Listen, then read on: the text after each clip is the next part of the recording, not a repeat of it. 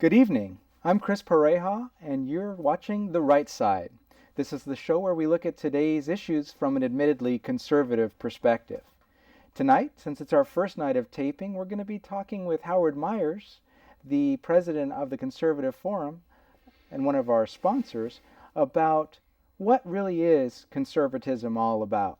Howard, thanks for joining us this evening. Thank you for having me. So when the term conservative comes up, a lot of people have maybe preconceived notions about what it means to be a conservative. They might think that we hate old people. We want to see them all thrown off of Social Security. They may think that we're all racist homophobes who don't like minorities or people who prefer a same-sex type of relationship. They may think that we are warmongers and our whole mission in life is to take over the world. But what I find is conservatism's a little bit like French toast. People have their own recipe and the flavor that tastes best to them. So I wanted to just talk to you as someone who's in and around the conservative community all the time about what it means for you personally to be a conservative and where you might even differ with other people who are conservative. So just to start things off, when did you discover you were conservative and when did you go public about it? Well, that's interesting that you would ask about that. Because I haven't been conservative all my life. I was conservative when I was younger, and I joined the Air Force. I was in the Air Force for 4 years, and I was fairly conservative. And I went through a mind-bending experience of going to college. Okay. And I was introduced to all the professors that knew better than anybody else. And although I was older than some of the students because I had been in the service, still I was intimidated, and it was in all of these professors. And admittedly, they did bend my mind in the leftward direction. So that by the time I finished college, I was fairly left-leaning. In fact, while I was on campus in college, I was, if you don't mind me telling you, I was a very good hippie. Okay. And I really didn't get my mind right until working for a number of years. And I'll be very frank with you that one of the people that had a major influence on my getting it right is Rush Limbaugh. Okay. And so it just made me look at different opinions. A friend of mine that I had a lot of respect for was listening to him. And so I thought, well, maybe I'll listen to this, because I'd kind of become disenchanted with some of the left and the liberal ideas. And so I was more open to looking at other areas. And so I did. And when I started looking at things logically, they kept coming up conservative. Okay. And so talk to me about that. You said you were a conservative as a child. What did that mean? How old were you before you burnt your first book or started quoting Bible verses on street corners? I mean, what was conservatism as a child? Well, the conservative in my mind was that I felt that government should be run more like a business. Okay. And when I was in the Air Force, I was fairly patriotic, and that isn't always a litmus test between conservative or liberal. I'm not, in that school, but it was something that, to me, I was patriotic. I was proud of my country. I didn't mind serving my country, but so I wasn't really, I went to church when I was younger. But that wasn't it. It was just like I felt like the government should be helping you, not getting in the way. It shouldn't be real big, but just more like a patriotic thing. And I got to get into school, and then it started getting really foggy. Okay. So patriotism, like you said, isn't a litmus test. I've known people that are left-leaning, or they consider themselves fiscally conservative and socially liberal, which means that they're not homophobic and they are not a Klan member, usually in their minds. But they, in your particular perspective, like you said, they were patriotic. You were patriotic, but it sounded like you had a lot of libertarian types of leaning too. The smaller government, let me live my life and then leave me alone. Well, yes, but I wouldn't have been sophisticated enough to be able to label it or identify it or to really say what it was. I certainly wouldn't put that label on it. Okay. And so you said your mind was twisted to the left a little bit. Talk to me about what that means, because I think there is confusion about the left versus right spectrum. Well, I think it's to me, in my own experience, it was the college professors basically telling us that it was almost anti-American. It's like you go through some of the history lessons, history 17A and 17B. Right. It was anti-America 17A, anti-America 17B. It was, and the professors putting their own spin on it as to why it was always America's fault. Okay. And are you able to recollect any examples of that kind of I think anti-Americanism? Probably more, the one thing that sticks in my mind probably more than anything else was the demonization of the founding fathers. And how terrible they were, and all the white European guilt slave thing. owners. Yeah. And I find out how untrue that is nowadays. Right, or how they fought to actually, for example, the 2/3 clause is one that comes up very regularly. Right. And it was a situation where that was a compromise because the South didn't want to let go of their slaves, as an example. But it does get kind of twisted. So then from that, you said listening to Rush Limbaugh helped kind of shift you back in the other direction. But as on the university level, I'm curious as to whether or not you feel that one of the things that's missing in the current education system, and maybe even back to the time of when you were going, it's almost a push to teach children what to think versus how to think. Do you think that critical thinking or application of critical thinking has helped you in your transition toward a more lean to the right? I'm not sure if I fully understand the way you phrased the question in terms of, you're saying that did the lack of critical thinking have something to do with it, or are you suggesting that it's becoming more teaching people what to think rather than how to think? Well, I mean, for me, for example, as I've been out in the world, people say, gosh, you're pretty conservative for such a young guy. And they say normally, I mean, the saying is, if you're a conservative when you're young, you have no heart, and if you're conservative if you're liberal when you're old, you have no brain, right? Yeah. But along the way, people say, well, how did you get so conservative so young? It's like, well, as soon as I could start to read for myself instead of what I was being told to read, and as soon as I could apply critical thought to it, like you, a lot of my thoughts started leaning more to the right. Or to a more conservative kind of a bent, and I was curious as to whether or not that was an aspect of your transformation as well. Yeah, it was. And if you could graph the conservative versus liberal view, then you would see the liberal content going up as it was in college, and then the longer I got away from college, then the less content of liberal thought I had. Because I had more time, the fog was clearing. I had more time to think for myself, and what Rush did was make it okay for me to think about conservatism. To be honest with you, it's like maybe it's okay to think about that. Maybe because I've had some misgivings about some of my previous values, and maybe it's okay to look at some of the conservative ideas. Maybe it's not so bad. And looking at it, and I realized that. It just does make a lot of sense. If I'm rational and not thinking with my heart, then I'm thinking with my brain. Then I can see that there's a difference here. Right. And so, I didn't tell you I was going to ask you this, but are you registered Republican, Democrat, Independent? Where do you fall with political affiliation? I'm currently a registered Republican, and I used to be registered as a Libertarian. And one of the main reasons I changed was because I wanted to vote in the primary, and I didn't really have a legitimate vote in the primary unless I was registered with one of the major parties. Right.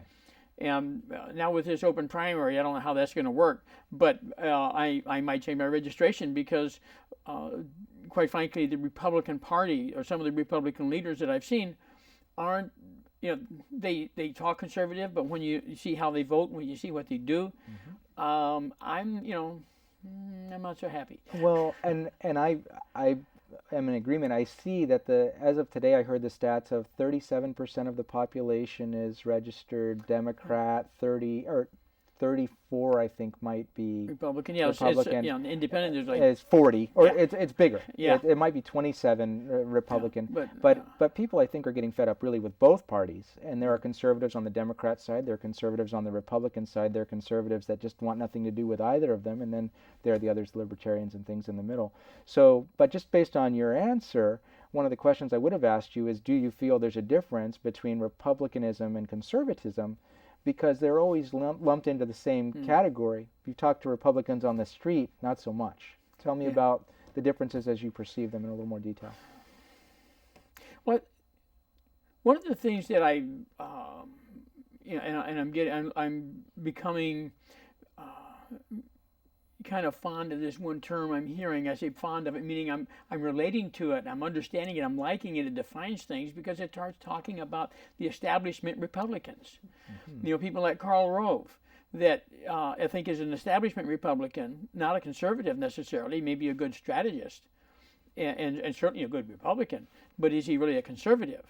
And there's people like this in the Republican Party that I don't think are really all that conservative from my point of view. They don't believe in small government. They only believe a government that's run by them. Right. And so that makes it right, not smaller, and so they're going to spend taxes just as poorly as some of the liberal politicians, because they're a politician first. Right. And that's where I differentiate between a conservative and a Republican. And I'm in full agreement with you. The question is, can you give us some examples of people who are, you look at our current field of quote-unquote conservatives, and you've got Newt Gingrich, and you've got Mitt Romney, and John Huntsman, and Ron Paul, and then you've got Rick Perry, and then who's still left in there. But so that nobody's really seeming to be excited about any of them. Tell me about where you see incongruences between conservative versus... Yeah. When we get into specifics like this, you have to really make clear that if I comment on these types of specifics, that I'm speaking for myself, not for the forum. Absolutely. And I want to make sure anybody... You are properly disclaimed. Anybody that might watch this at 4 o'clock in the morning realizes that I'm not necessarily speaking for everybody in the forum when I'm talking about some of the specifics. Right. And I think that in the current field, as it stands now, I'm not asking you to pick a winner. Just talk to me about incongruencies. But looking at what people say they're conservative, and then you look at their record, and not some of them don't have that much of a record. I was speaking with somebody, I think it was earlier today, that was fairly conservative, and we were talking about whether or not the politicians should be paid on par with some of the CEOs in private industry. If you want that kind of talent, should you have to pay more money? But our founding fathers didn't see it that way. They think that one of the advantages of having a citizen politician is that this person isn't going to pass bad laws because they're going back to their old life and they're going to have to live under them. This was their thinking. How far away are we from that? I can tell you about my congressman. Right. And how many of them are worth anything? But the idea that, a career politician, our founding fathers would never envision that. They would have term limits if they had envisioned that. They have never had any idea that somebody would want to be a politician for life. And they warned against it. Yeah. Well, that in the central bank. So, but yeah, it's crazy. Right. And so in looking at that, how would you change things up in that regard? You think term limits are a good thing? Yeah, I might even take it a little bit further in terms of term limits. I think there should be a limit in the government. If you got somebody that goes from a representative to a senator to a president or something and spends their whole life in the government, I don't think that's a life spent in public service. I think that's a life spent serving the public in a completely different way. Right. Just might have your dog service. Servicing the public as opposed to serving the public. Exactly. Better put. Right. But yeah, and that's what I think happens.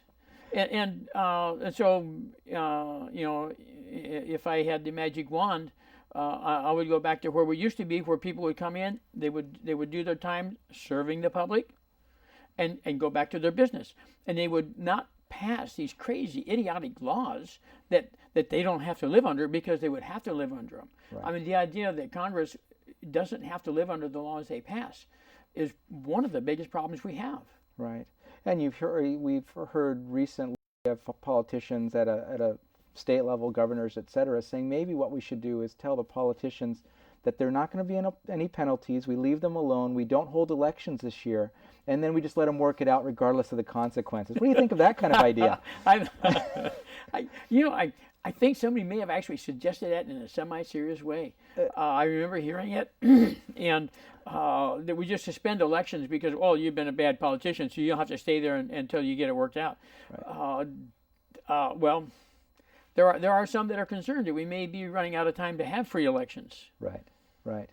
So as a conservative and as a currently registered Republican, I'm not going to ask you if you've ever been a member of the Tea Party, but the question is, what are your thoughts on them? Because even within the Republican circles, what I've heard is people say, I'm a Republican, I've been a lifelong Republican, and but I'm not so sure about those Tea Party people and their agenda. And so I just, interesting in what they're saying, ask them, well, what do you mean? And they say, well, I like their fiscal agenda, but I don't like their social agenda. And I say, really, that's interesting, because they don't have a social agenda. Right. It's all about the free markets. It's about constitutionally limited government and being basically fiscal responsibility. What are your thoughts on the Tea Party, what it's doing to enhance or defile the name of conservatism as a whole? Well, one of the things that's interesting, you've hit on a lot of really good points there. But the reason that the Tea Party, in fact, it's amazing that the Tea Party has survived at all, considering the amount of pressure put on it from the governmental officials and the media. And the media is, I mean, it's like the colleges, it's a how do you say cesspool of liberalism without being offensive? I don't know, but I mean it really is. I mean the liberal media, and there's very little other kind, is out there demagoguing and doing everything they can to demonize the Tea Party or anybody that doesn't support big government. And the Tea Party has been labeled with anything. They tried every label they could. I mean, they tried to say they were racist. They tried to say they were AstroTurf, sponsored by big, big rich conservatives. Mm-hmm. And none of it stuck because it wasn't true. But there's still that tinge, that kind of a smell to it that people say, I don't know. If I say I like the Tea Party, then people might think I'm a kook. Right. And like you say, they say, I don't like their social agenda. Well, I don't blame you. I don't either. They don't have one. Right. What's to like or not like? It doesn't exist. Right. And most people, it's not conservatism. Most people, if you compared what they really want and what they don't like, they would find that they would have a lot more in common with conservatives. Right. Or with the Tea Party than they were aware of. Right. But all they have is a reaction to a label that they've been given. Well, and I think what you're saying is spot on. We're very quick to label people in our society, and we've been conditioned to do it that way. And especially when it comes to politics, you've got this minority group or this special interest group or another one, and we're pitted against each other. Even within the Republican or conservative circles, there's a lot of fragmentation that people may not know exists. Even within the current presidential nominees to be, there are major fights and people who will fight violently for their candidate and in opposition of another, because there is such a fractured kind of a thing. Do you think that after this election cycle is over, first of all, do you think a third party will emerge during this election cycle, just looking forward into the future? And do you think that there is a possibility that another party will pop up over the next 4 years and between now and the next presidential election? Pretty interesting thoughts. I think that I think there's probably, in just my own opinion, and looking at what it is, I think there's probably a 50% chance there will be at least one third party candidate come out of this, and I don't know if that'll be Ron Paul or somebody. Donald Trump. Yeah, Hillary Trump Clinton, for that matter, is one that's being yeah, proposed. who knows, right? I mean, any number of people. I mean, there could be a third and a fourth party come out of this, and make it a real free for all. It's hard to say. And somebody like Ron Paul, for example, ran as a third party. He would probably draw votes from both parties. Who would actually get hurt the most there. Right. And so it's really hard to say what would happen with that. But I do think that if we get through this next election cycle, if Obama is reelected, and then I absolutely believe there will be a third party come out. Okay. Because I think that at that point it'll be like, what do you have to lose? Okay. Great. Well, we appreciate your time and helping explain to us what conservatism is all about, and we appreciate the feedback that you've given us on helping to craft the show and everything else. And we accept your disclaimer that all views expressed by Howard Myers were strictly the property of Howard Myers, as opposed to opinions representing the Conservative Forum. On that note, we're going to switch gears, and we're going to make you take off the Howard Myers hat. You no longer have your identity. It's been stolen, and Okay. you're now replaced as Howard Myers of the Conservative Forum. And we'd like to talk a little bit more about what the Conservative Forum itself does, and a little bit about why they've chosen to help sponsor a conservatively oriented television show. So tell us a little bit about the Conservative Forum. Okay. Thank you. And it's a good story to tell. It really is. It's very interesting. And some of the things that we're doing in the Conservative Forum now, we've been building on this and growing for the last 8 years. And we're getting to a critical mass now where we have the ability to do and reach out and do things that we couldn't otherwise do, such as helping to sponsor this show. This was an idea that was brought to us by yourself and some other people were involved in it. And we said, oh, this sounds good. This is something we can sponsor. It's very much like some of the other things we do to try to promote the principles of American liberty. We have a Constitution discussion group that meets once a month. They discuss the Constitution, learn more about the Constitution, how it affects us. That's an excellent program. But out of that came a scholarship program. And so right now, this year, we have a scholarship program. We're going to be giving 2 $1,000 awards to local seniors in our high schools. Right. And the way they earn those is by submitting an essay on constitutional principles. Right. So, I mean, to me, this whole thing is just snowballing. I love it. This is great. We're trying to get the word out. The Constitution matters. We're supposed to be living by the Constitution. And this is what the forum is about, is these kinds of principles. When we have our meetings, we have tables at these meetings that we allow conservative groups to use these tables to distribute information and get out their point of view. We don't charge people for those tables. It's a public service in our point of view. The only charge is for the price of admission for whatever meeting that happens to be. So I mean, just these things we're doing to try to get the message out about what conservatism is, what the Constitution is all about, and what American liberty is about. Well, and it's also a great environment to see that you're not standing there by yourself as a crazy kook conservative when you see 200 to 500 people around you who are interested in similar topics and interested in protecting their freedom and really understanding what's happening around them and how they can get involved and active. So we appreciate not only the sponsorship, but also the work that you're doing to educate the community in that way. Tell me a little bit about the types of guests you bring in to the Conservative Forum for your main monthly meetings. Yeah, this is something that attracted me to the Conservative Forum 5 years ago when I joined, was some of the caliber of speakers that we're having. We had a debate on the global warming, and it had like 600 people. Was one of the things that really attracted me. And some of the speakers we've had, I really like I like going and buying a book, getting it autographed by the author, like David Horowitz, Ward Connerly, John Lott, I mean, some really high-powered people. Now we had recently Victor Davis Hanson, we've Andrew Breitbart, Jesse Lee Peterson, Star Parker. I mean, some really terrific speakers that we've had, and that's the reason we're growing. And of course, it's snowballs, because when we're growing, we can get these kind of speakers. It helps us grow. That means we can get better speakers, Right. or not better speakers, or good speakers. I mean, you don't get better than some of these guys. Well, tell gals. us who's coming next and how we can get more information. Okay, next month we have Dr. Gary Wolfram from the Hillsdale College. Okay. After that, we have Mark Meckler. Thank you, sir. Mark Meckler. He's a co-founder of the Tea Party Patriots. And we also have then Brian Sussman. He's a local radio personality and an author. And after that, we have, again, David Horowitz is joining us again. I'm really looking forward to that. And so tell us how to find out about the meetings and the website.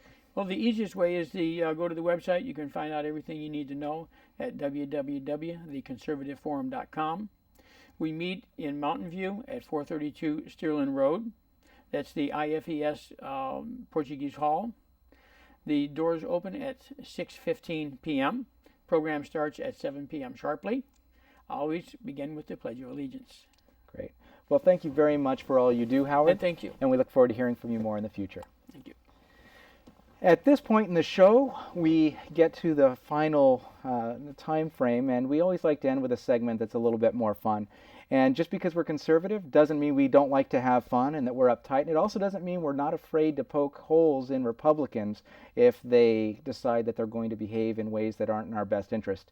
And so tonight, we want to actually present an award to John Boehner and the Congress, Top Flight Golf Ball Awards.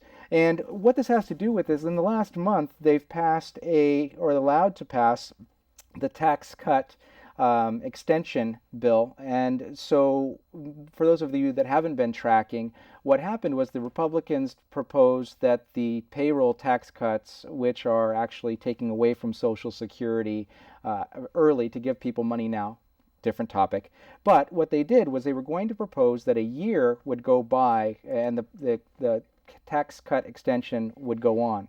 Instead, what happened was the Democrat Party decided that they wanted 2-month extension to go ahead, hold the U.S. hostage, and move that forward again at the end of the 2 months to a 12-month extension. So basically, the House passes a 12-month bill, it's shot down, they agree to 2 months, which makes them look silly, especially when they're being accused of not wanting a tax cut at all for the U.S. citizens.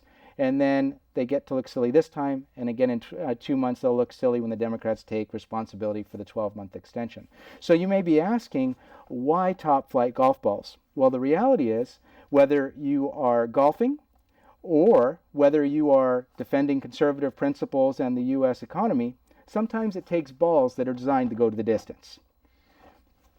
On that note, this is, again, Chris Pareja. You've joined us on the right side, and we look forward to sharing the issues with you from a conservative perspective sometime soon in the near future. Thanks.